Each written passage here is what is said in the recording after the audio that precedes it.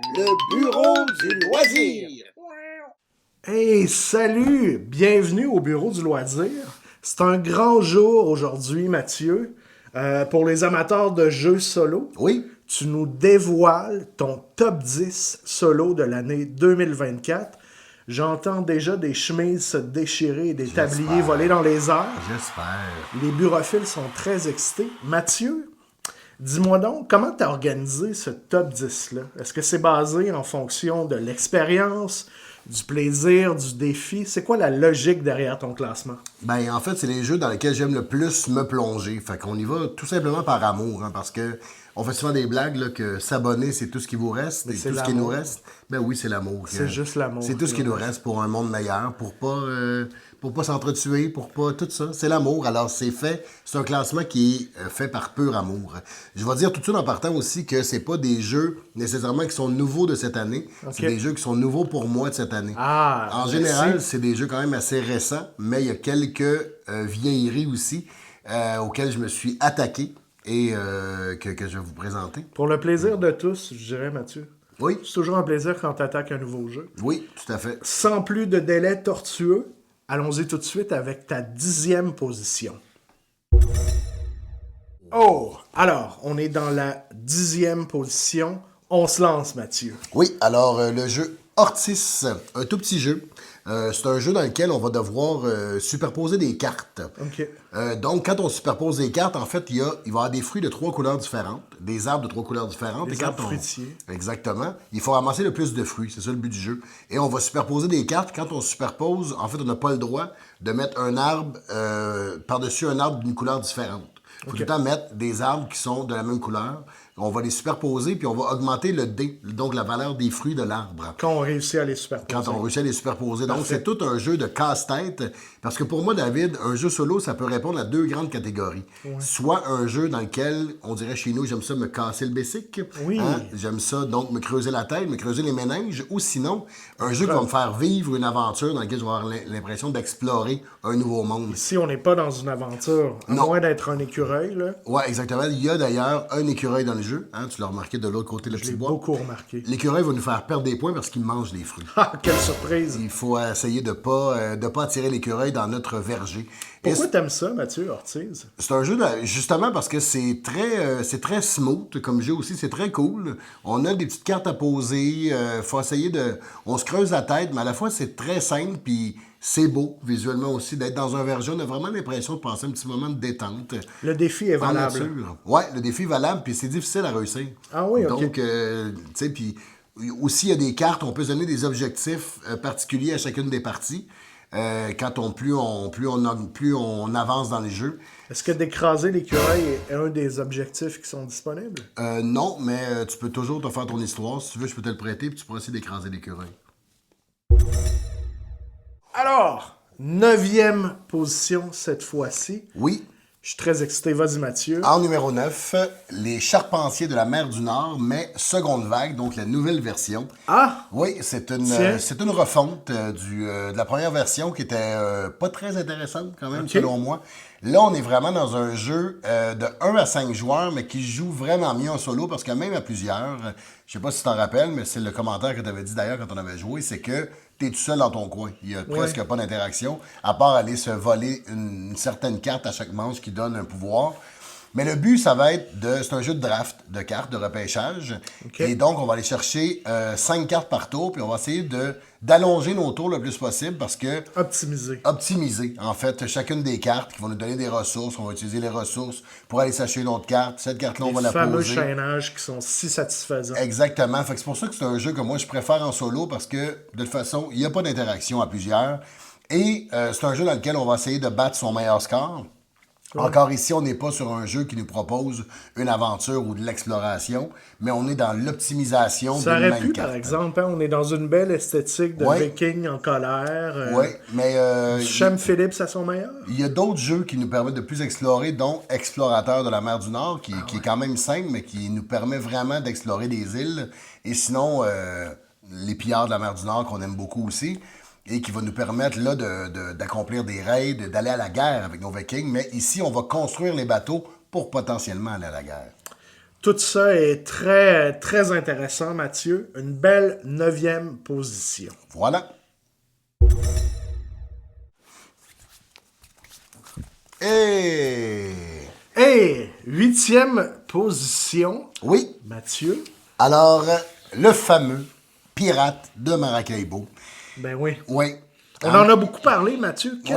Déjà, là, dans les derniers mois, qu'est-ce que tu peux nous dire de nouveau sur cette expérience-là? Ben, ce que je peux vous dire de nouveau, c'est vraiment vous dire pourquoi je l'ai choisi dans mon top solo et vous parler de mon amour de jeu-là, en fait, de mon amour de me retrouver dans ce monde-là, dans le monde de Maracaibo, dans le monde des pirates et dans cette espèce de jeu de rondelles vraiment captivant où on essaie de devenir meilleur de fois en fois. C'est parce que le mode solo, là, je vais vous le dire, c'est pas le meilleur mode. C'est pas le meilleur nombre de joueurs pour jouer à ça. OK? C'est meilleur à 3 ou à 4, je pense. C'est là où le jeu est éclatant. Mais j'aime tellement ça me retrouver dans ce monde-là que quand je me retrouve à jouer en solo, c'est le fun parce que c'est comme si je passe un petit moment Dans les Caraïbes. Dans les Caraïbes. Ouais. Parce que l'automa est un peu agressif dans le sens qu'il va... Oui, tu m'avais confié ça. Le but, c'est comme il y a toujours celui qui arrive en premier à Maracaibo, il déclenche la fin du tour. OK. Et l'intelligence artificielle va vraiment la déclencher rapidement parce qu'elle cherche toujours à s'en aller le plus loin possible. À saboter un petit peu tes prévisions, Exactement. tes constructions. Mais ouais. en même temps, ça nous pratique parce qu'on devient de mieux en mieux dans notre puzzle d'optimisation. Fait qu'il y a quand même ça qui est bien, mais c'est un peu rapide pour jouer à ce jeu-là avec l'automa. Mais malgré tout, comme tu es un amateur de bananes flambées au rhum, Voilà. t'aimes beaucoup les pirates. Moi aussi, je l'aime beaucoup, ce jeu-là, je dois l'avouer. Donc, mon numéro 8, Pirate de Maracaibo.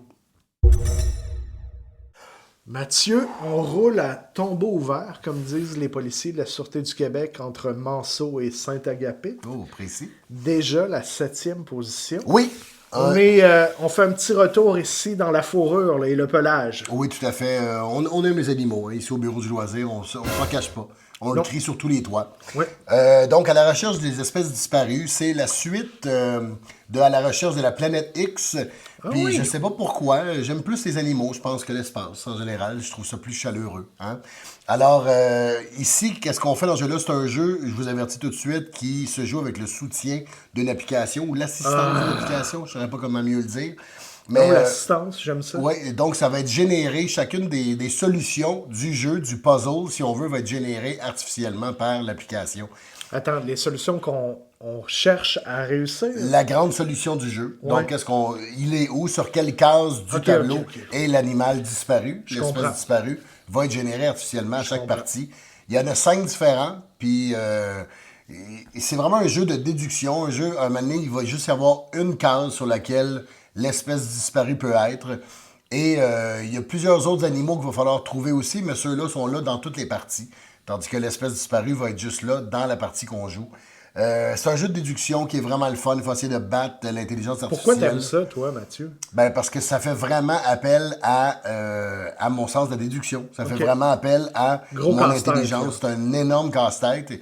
Puis quand on y arrive, il y a tellement une grande fierté d'être arrivé à trouver la case sur laquelle l'animal se trouve et surtout d'avoir battu l'intelligence artificielle. Ça me procure énormément de plaisir. Battre les intelligences artificielles, c'est toujours Ça satisfaisant. montre qu'on est encore capable de faire ça. On ne mange pas les animaux dans ce jeu-là, on les trouve puis on les cajole. Ouais, parce que ce sont des animaux rares. Donc, si je on les comprends. mange, on se sent très coupable.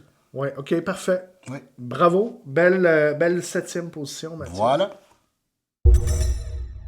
Alors, si on avait des cheveux dans les airs, ils seraient vraiment très loin en arrière. On va vite, Mathieu.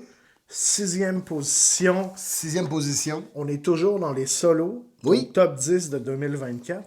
On est dans le café cette fois-ci. C'est un peu comme le grand frère de Hortis, le jeu que je vous ai présenté en 10e position. C'est parce que c'est un jeu de superposition de cartes aussi, mais beaucoup plus complexe. Parce qu'on Partage la même mécanique, hein? C'est ça Ouais, que tu veux dire? exactement. On vient cacher des parties de la carte qui est en dessous. Mais là, c'est pas si important qu'est-ce qu'on recouvre. Dans l'autre, c'est très important. Mais ce qui va être important ici, c'est le nombre de cafés, de tasses de café qu'on va laisser apparentes dans notre tableau, parce que ça va correspondre au nombre d'actions qu'on va peut pouvoir déclencher. effectuer dans un round. Et c'est un jeu qui est encore là, qui est tellement relax aussi, qui accompagne tellement bien le café le matin. Ou un justement. scotch, tout Ou dépendant des problèmes qu'on a. Ouais, exactement. Oui, un café de clown, ça peut tout à fait être ça. Ou juste un dry là, dans un petit verre. Là. Ouais. Pas de On the Rocks, là. Pas de glace, ouais. rien. Ben donc, c'est ça. J'aime ça. C'est un puzzle encore là. Ça correspond à la partie puzzle de mon cerveau. On n'a pas encore été dans la partie aventure, mais ça s'en vient dans les prochains numéros. Mathieu, est-ce que tu apprécies plus de jouer solo à café ou avec des gens? Parce qu'on a l'essayé, là, puis Je pense que c'est bon à un ou deux, mais selon moi, le plaisir est à peu près pareil. c'est similaire comme expérience. Ouais, parce qu'il n'y a pas encore là, à part se faire voler des cartes, puis se faire moins, tu sais, faire moins ce qu'on veut. Mais c'est correct aussi. Mais on n'est pas tant coincé, hein, par exemple. Non, Tu sais, exact. dans le jeu café, là, on pige toujours une des 3 cartes qui sont disponibles. C'est-tu la même chose en solo? Ouais. C'est ça. Fait que tu pourrais, à la limite, te faire voler la carte optimale, ce qui n'arrive pas en solo. Mais c'est pas critique, ça, on dirait. Alors, mon numéro 6, café. Café. Hey! Est-ce qu'on arrive, Mathieu, déjà à la 5e position de ton top 10? On serait supposé, mais non. Mais non, coquinou, coquinou. Pourquoi, David? On va laisser décanter tout ça un petit peu. Oui, parce que comme on dit dans le milieu du vin, hein, on laisse décanter pour en arriver jusqu'à la lie. Ouais, on fait un cliffhanger, comme dirait Sly Stallone en 1993. Vous avez vu ici que j'essaie de m'éviter de dire Sylvester. Mais je réussis Bon quand travail, même. belle attention. Mais oui, donc on vous revient très très bientôt avec mon top 5. Ton top 5. Les 5 meilleurs jeux de solo de 2024. Pour compléter ce 10. À bientôt, soyez prudents, Jouez prudemment. restez à l'affût.